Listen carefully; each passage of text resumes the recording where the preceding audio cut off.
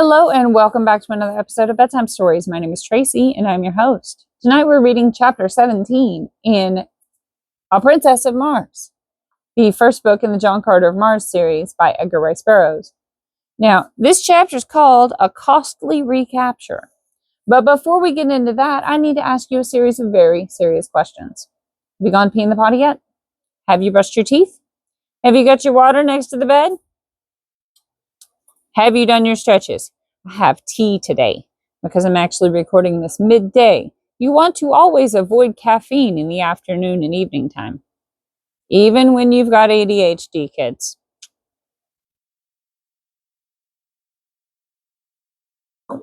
But anyway, moving on. Wait, did I ask you? Yeah, I asked you about the water. Have you done your stretches? You got all that done? Dang, kid, you're like a pro. Sweet.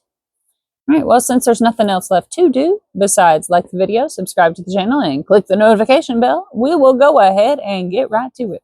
Okie dokie artichoke. All right, A Costly Recapture.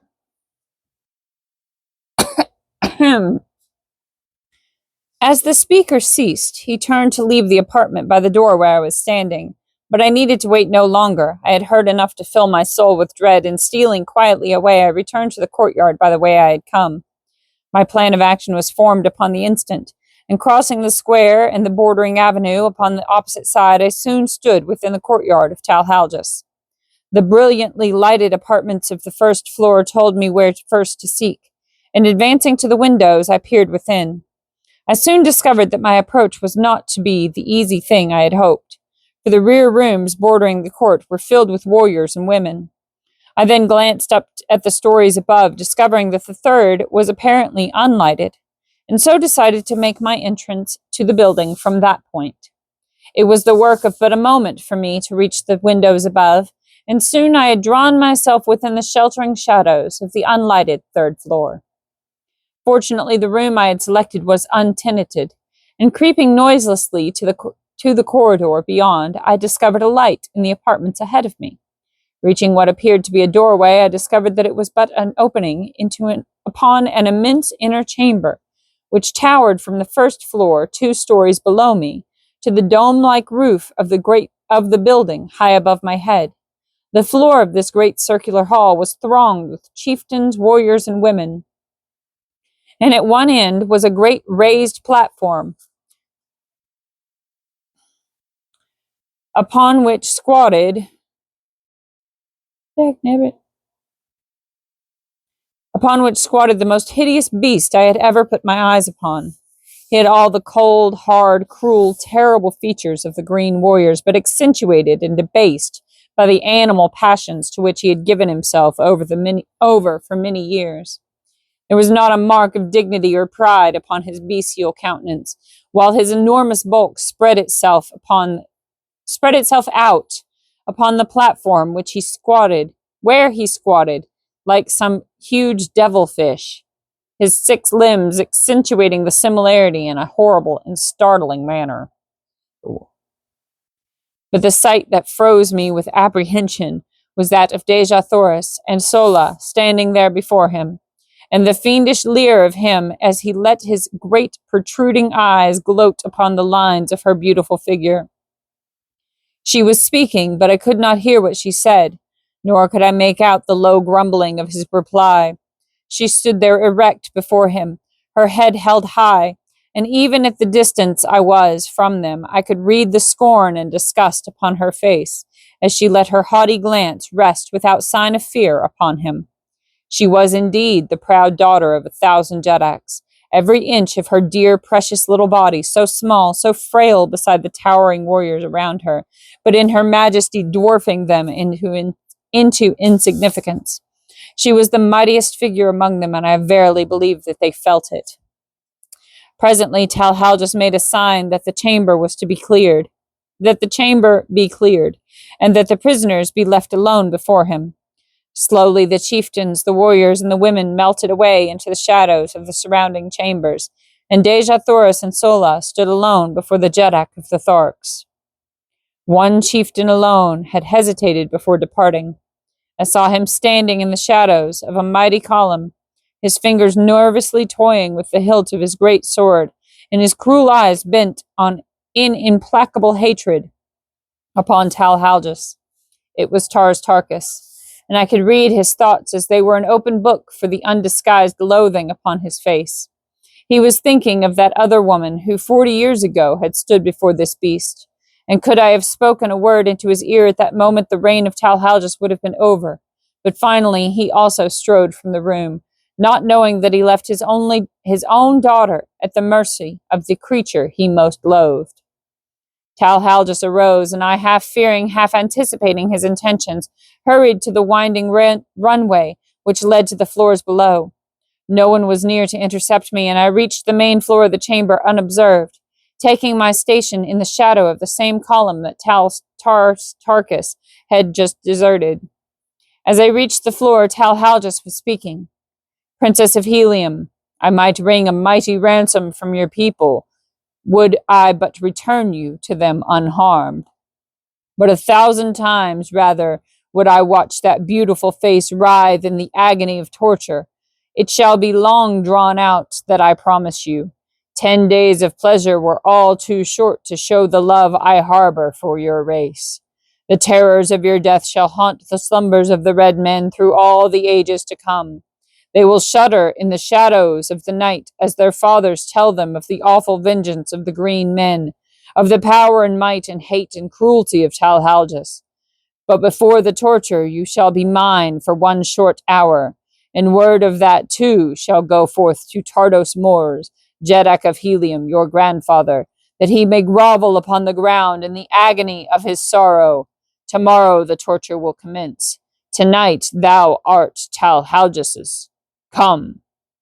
He sprang down from the platform and grasped her roughly by the arm, but scarcely had he touched her than I leapt between them. My short sword, sharp and gleaming, was in my right hand. I could have plunged it into his putrid heart before he realized that I was upon him, but as I raised my arm to strike, I thought of Tars Tarkas, and with all my rage, with all my hatred, I could not rob him of that sweet moment for which he had lived and hoped all these long, weary years, and so instead I swung my good right fist full upon the point of his jaw. Without a sound, he slipped to the floor as one dead. In the same deathly silence, I grasped Dejah Thoris by the hand, and motioning to Sola to follow, we sped noiselessly from the chamber into the floor above. Unseen, we reached a rear window, and with the straps and leather of my trappings, I lowered first Sola and then Dejah Thoris to the ground below. Dropping lightly after them, I drew them rapidly around the court in the shadows of the buildings, and thus we returned over the same course I had so recently followed from the distant boundary of the city. We finally came upon my thoats in the courtyard where I had left them, and placing the trappings upon them, we hastened through the building to the avenue beyond. Mounting Sola upon one beast and Dejah Thoris behind me upon the other, we rode from the city of Thark through the hills to the south. Instead of circling back around the city to the northwest and toward the nearest waterway which lay so short a distance from us, we turned to the northeast and struck out upon the mossy waste across which, for 200 dangerous and weary miles, lay another main artery leading to Helium. No word was spoken until we had left the city far behind, and I could hear the quiet sobbing of Dejah Thoris as she clung to me with her dear head resting against my shoulder. If we make it, my chieftain, the debt of Helium will be a mighty one, greater than she can ever pay you, and should we not make it, she continued, the debt is no less, though Helium will never know, for you have saved the last of our line from worse than death. I did not answer, but instead reached to my side and pressed the little fingers of her I loved where they clung to me for support. And then in unbroken silence we sped over the yellow moonlit moss, each of us occupied with his own thoughts. For my part, I could not be other than joyful had I tried, with Dejah Thoris's warm body pressed so close to mine, and with all our unpassed danger, my heart was singing as gaily as though we had already entered the gates of Helium. Our earlier plans had been so sadly upset that we now found ourselves without food or drink, and I alone was armed. We therefore urged our beasts to a speed that must tell on them sorely before we could hope to sight the ending of the first stage of our journey. We rode all night and all the following day with only a few short rests. On the second night, both we and our animals were completely fagged, and so we lay down upon the moss and slept for some 5 or 6 hours, taking up the journey once more before daylight. All the following day we rode, and when late in the afternoon we had sighted no distant trees, the mark of the great waterways throughout all Barsoom, the terrible truth flashed upon us. We were lost. Evidently we had circled, but which way it was difficult to say, nor did it seem possible with the sun to guide us by day and the moons and stars by night. At any rate, no waterway was in sight, and the entire party was almost ready to drop from hunger, thirst, and fatigue. Far ahead of us and a trifle to the right, we could distinguish the outlines of low mountains. These we decided to attempt to reach in the hope that from some ridge we might discern the missing waterway. Night fell upon us before we reached our goal, and almost fainting from weariness and weakness, we lay down and slept. I was awakened early in the morning by some huge body pressing close to mine, and opening my eyes with a start, I beheld my blessed old Woola snuggling close to me. The faithful brute had followed us across that trackless waste to share our fate, whatever it might be. Putting my arms about his neck, I pressed my cheek close to his, nor I am ashamed that I did it, nor of the tears that came to my eyes as I thought of his love for me. Shortly after this, Deja Thoris and Sola awakened, and it was decided that we push on at once in an effort to gain the hills.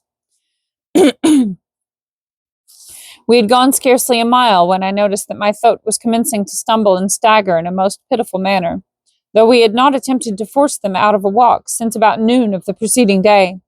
Suddenly he lurched wildly to one side and pitched violently to the ground.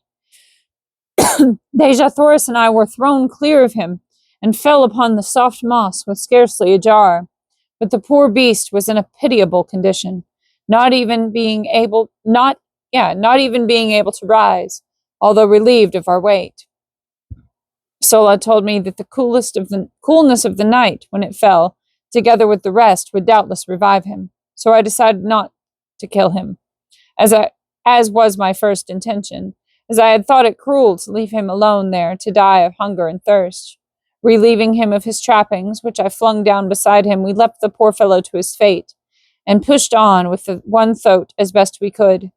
Sola and I walked, making Deja Thoris ride, much against her will. In this way we had progressed to within about a mile of the hills we were endeavoring to reach, when Deja Thoris, from her point of vantage upon the thoat, cried out that she saw a great party of mounted men filing down from a pass in the hills several miles away. Sola and I both looked in the direction she indicated, and there, plainly discernible, were several hundred mounted warriors. They seemed to be headed in a southwesterly direction, which would take them away from us. They doubtless were Thark warriors who had been sent out to capture us, and we breathed a great sigh of relief that they were traveling in the opposite direction. Quickly lifting Deja Thoris from the thoat, I commanded the animal to lie down, and we three did the same, presenting as small an object as possible, for fear of attracting the attention of the warriors toward us. We could see them as they filed out of the pass, just for an instant, before they were lost to view behind a friendly ridge, to us a most providential ridge, since they had been in view for any great length of time. Had they been in view for any great length of time, they scarcely could have failed to discover us. As what proved to be the last warrior came into view from the pass, he halted, and to our consternation threw his small but powerful field glass to his eye, and scanned the sea bottom in all directions. Evidently he was a chieftain, for in certain marching formations among the green men, a chieftain brings up the extreme rear of the column. As his glass swung toward us, our hearts stopped in our breasts, and I could feel the cold sweat start from every pore in my body. Presently it swung full upon us, and stopped. The tension in our nerves was near the breaking point, and I doubt if any of us breathed for the few minutes he held us covered by his glass, and then he lowered it, and we could see him shout a command to the warriors who had passed from our sight beyond the ridge. He did not wait for them to join him, however. Instead, he wheeled his thoat and came tearing madly in our direction.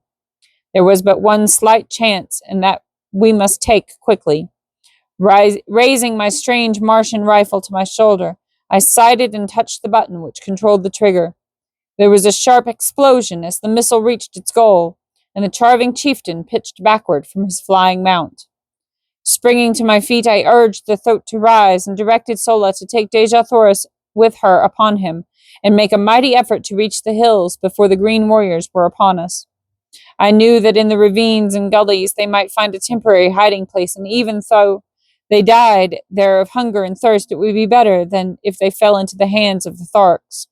Forcing my 2 revolvers upon them as a slight means of protection, and as a last resort, as an escape for themselves from the horrid death which recapture would surely mean, I lifted Dejah Thoris in my arms and placed her upon the thoat behind Sola, who had already mounted at my command. "Goodbye, my princess," I whispered. "We may meet in Helium yet. I have escaped from worse plights than this," and I tried to smile as I lied. "What?" she cried. "Are you not coming with us?" "How may I, Dejah Thoris? Someone must hold these fellows off for a while, and I can better escape them alone than could the 3 of us together."